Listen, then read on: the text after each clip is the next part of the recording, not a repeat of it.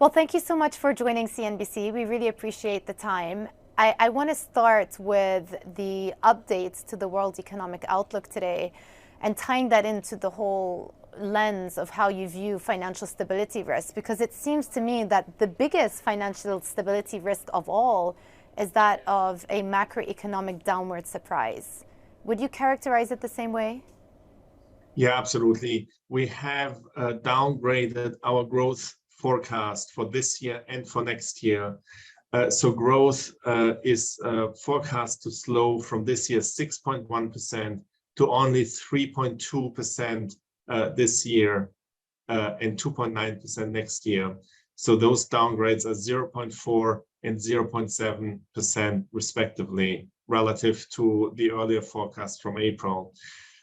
We also have a kind of adverse scenario where growth would slow even more, and the likelihood of a recession is fairly elevated. At the same time as growth is expected to be slower, inflation is actually expected to pick up. So it will take longer for inflation to go away, and the overall magnitude of inflation is expected to come later this year. How would you describe overall financial conditions right now? And do you see a distinction between the financial conditions we're witnessing in advanced economies versus emerging market economies? Yeah, so financial conditions have tightened everywhere in the world. And that is a consequence of monetary policy tightening. In order to get inflation back to target, central banks around the world have started to tighten monetary policy.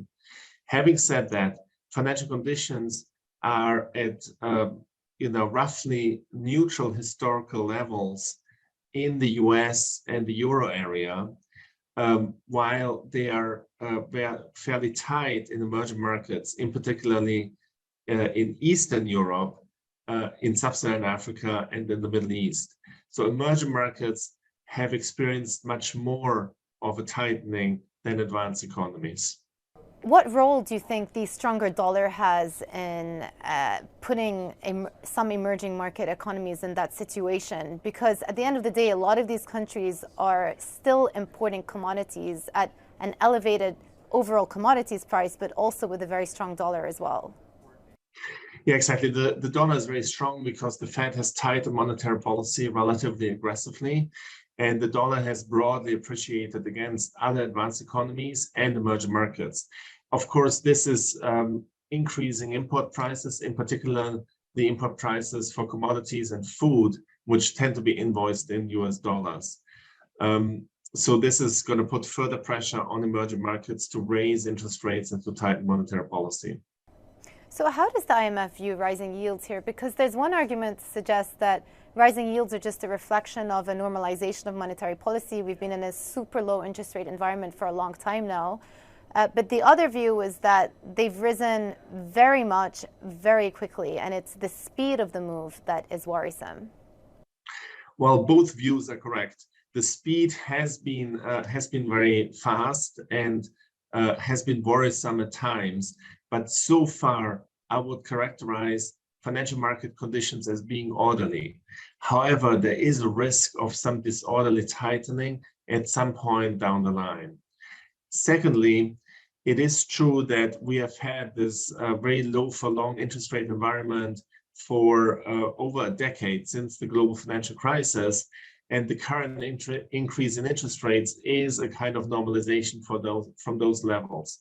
What we're seeing in the yield curve at the moment in the euro area is that yields, the real yields, are still fairly negative, and they're normalizing over coming years.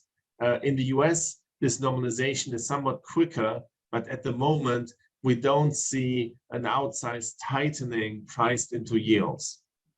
Well, let me just bring you a line in your report saying that global high-yield defaults are seen as having bottomed out at historically low levels, and new debt issuance has slowed dramatically. But just reading in between the lines, so far we haven't actually started to see a spike in default rates then. Exactly. So we are seeing more countries in debt distress or close to debt distress. However, those tend to be fairly small countries. The dollar amounts that we're talking about here are fairly small, even though there are many countries that are in that distress. There are also some corporations in distress.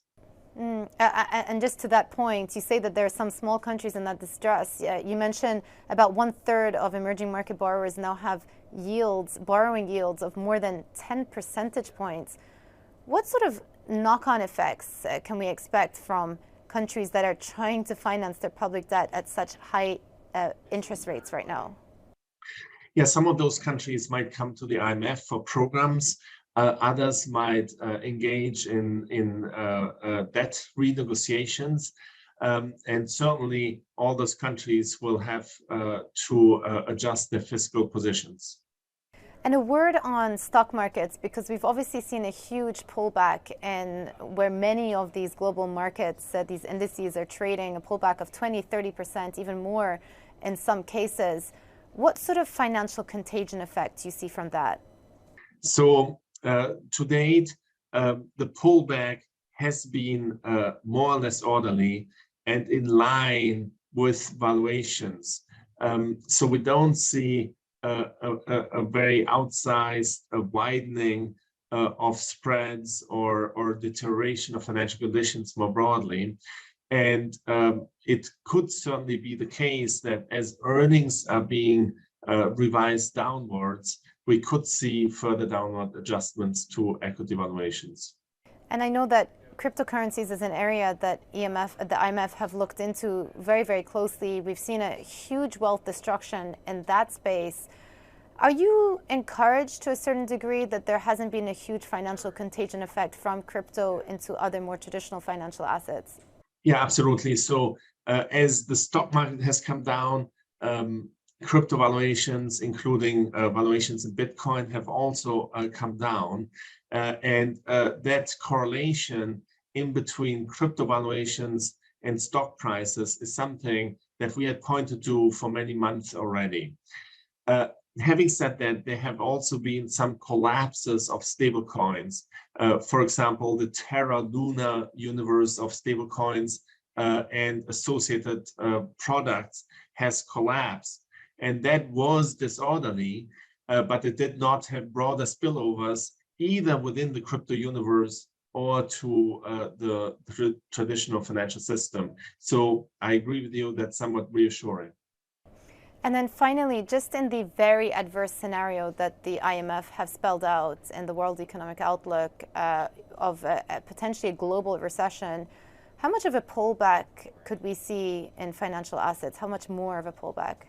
So we would expect a recession that is fairly shallow. So a recession with growth rates around 0 for the next year. That's in the adverse scenario. So it's not a kind of very sharp recession like the one we saw in the response to the COVID crisis back in 2020 or in the global financial crisis. So the adverse scenario does have a growth around 0, but it's not an extremely sharp recession. So there would certainly be a further pullback of risk asset valuations, but it might not be disorderly, it might be orderly. Hi, I'm Joumanna Bercetche, and thank you for watching. You can check out more of our videos by clicking on the boxes on the screen.